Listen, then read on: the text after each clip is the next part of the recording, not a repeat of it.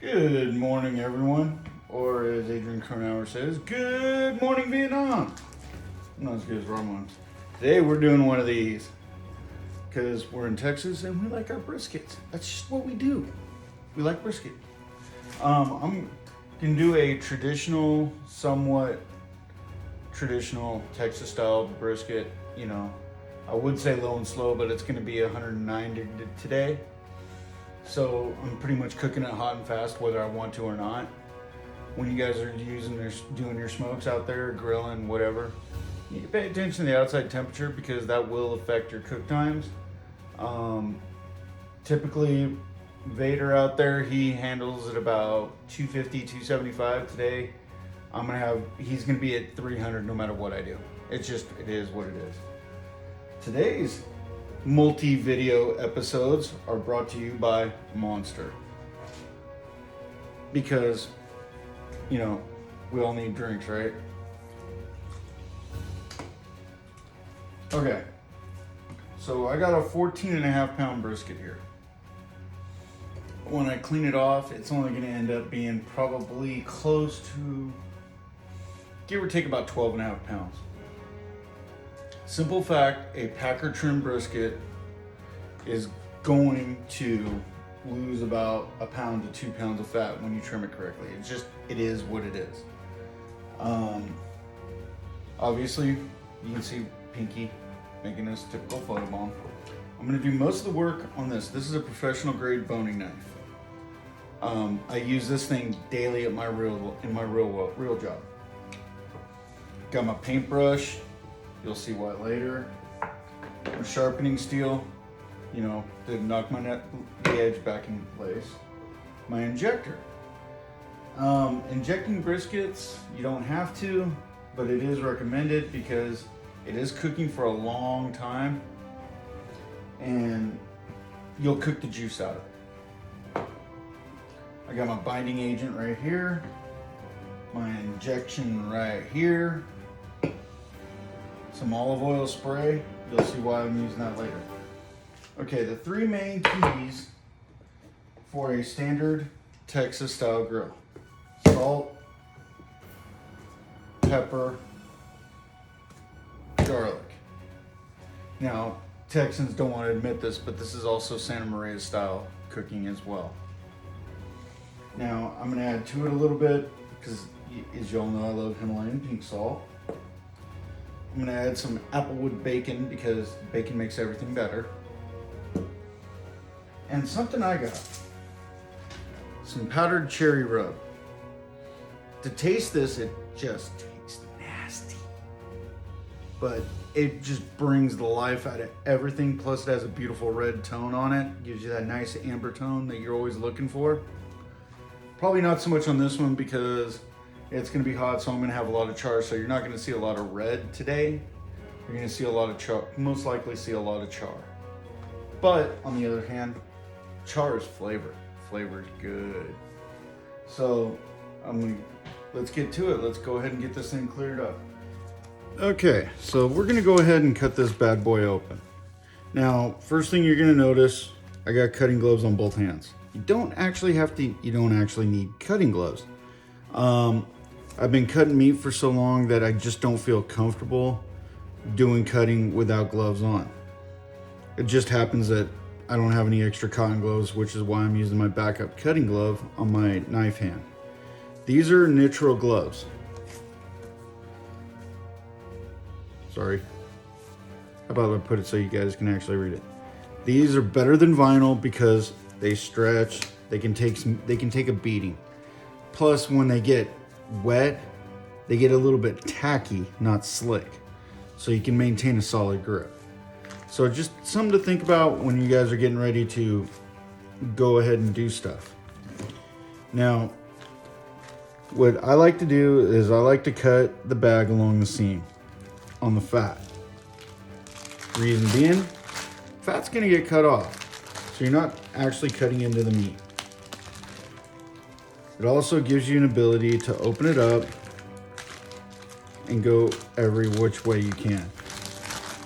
And once you got the bag open, you know, you can adjust as needed.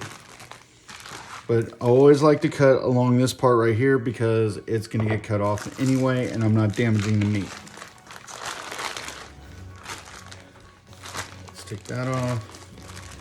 Plus, it gives you a little bit of a bag to put all the fat on. Now I'm gonna point some stuff out here real quick. This is not fat, that's actually good meat. But what's happened is at the packer, they use hot water to spray off the bacteria. So you see basically a hot water burn here and a hot water burn through here. Sorry, through here. That's good meat, it's just, it got scarred a little bit by hot water. You're gonna see that basically on any brisket you buy at the grocery store. It's one of those things. You don't have to eat it. You can cut it off if you want. I usually cut it off myself, but understand there's nothing actually wrong with it. It's just like if you overcharge something on your grill. Now what I like to do is, this is a choice grade brisket. So it's gonna have a decent amount of marbling on the inside. So I don't actually want to take a lot of the fat, but I do want to take a lot of this off because this is going to keep your flavor, your flavoring profile, whatever it is you're using. In my case, I'm using a standard Texas type flavor profile. But whatever kind of rub you're using, if you don't take this off, it's not going to get in the meat. And it's, you're wasting your time. So, the easiest way to do this, this is like called the decal fat. The easiest way to do that, just gently kind of work your knife around. Now, something I do, you'll see meat cutters use their knives this way. I tend to put my forefinger on the blade, and you can do this too, to kind of help you guide that blade in and out. Give you a little more steadier control over what's going on. And you can do it just like so. Boom. Start exposing that point from that flat.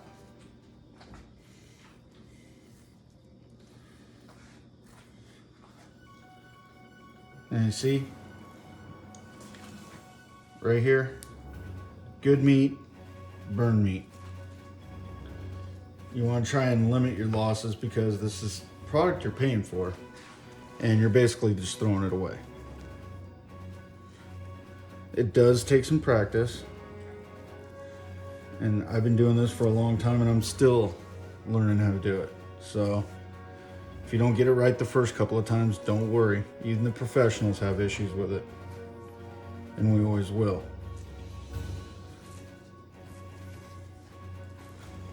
Okay, we're gonna kind of clean this off a little bit.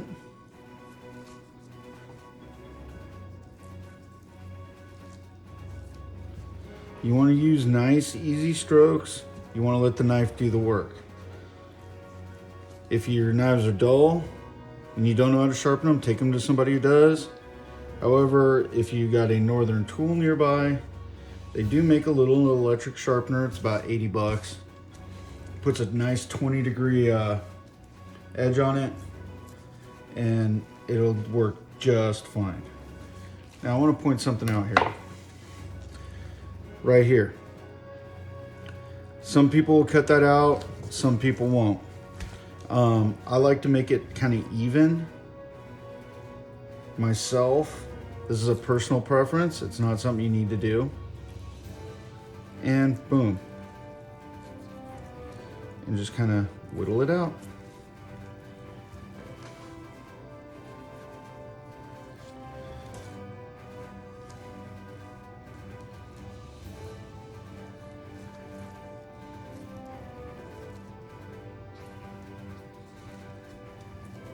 And just kind of notch it.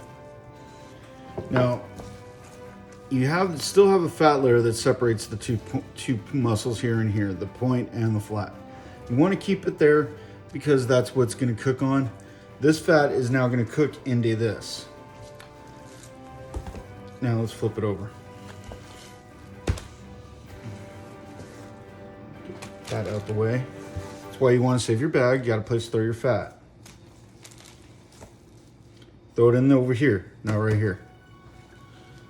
Okay, so we're gonna clean this up a little more.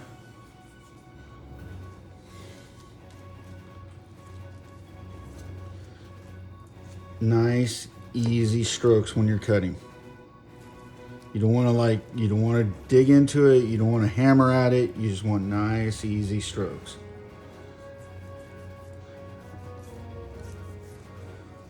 And then just kind of take it down. The goal is about a 1/4 inch back fat. That's your sweet spot. That's where you're gonna get your best cook. That's where you're gonna get the best flavor. Now, speaking of that, I do want to touch on something I started to earlier. The grading system. This is a choice grade brisket. This is pretty standard operational brisket from your basic, your normal grocery stores. Depending on where you're at. Around here, choice is standard. There's 3 primary grades: choice or select, choice, and prime. I will be making a video about prime later on as we get closer to Christmas, so y'all don't go into a grocery store and ask for a prime rib and end up paying $40 more than you thought you were because you asked for the wrong thing. But we'll do that later. That's not this video. Okay, so you'll see this. Now remember what I said, you want to get to about a 1/4 inch or so fat. Look at that ain't a 1/4 inch, that's about 1 1/4 inches. So just kind of trim it down. Nice, easy gliding strokes. Nothing serious. You're not trying to you're trying to carve. You're not trying to push it around or anything. You're just trying to carve. You're trying to mold. You want to mold this into something. You don't want to brute force it. Brute force a brisket and it'll brute force you right back. That's just the nature of the beast. And then you get a look-see. Yep, I could use a little more trim right there. And a little more right in there. Getting back to the grades. Most Costco's nowadays run a prime grade. The reality is, cost-wise, between the grocery stores, it's not that much difference. It's negligible between each grade. Now, what you're seeing me kind of do right now, just so y'all know, I've done so many of these over the years for people. I kind of just can kind of do it by feel. It just takes practice. But that's kind of where you want to be as far as trimming up your brisket. Right there. I got a little bit I don't like. But this is kind of where you want to be. And let's get this little piece off right here. So, let's get a look-see at that. Nice, beautifully trimmed brisket. This thing's ready to be prepped, seasoned, injected, the whole thing, and thrown on a grill. So, we'll be back in a second. Let me kind of clean up my fat here, and we'll get to the seasoning part.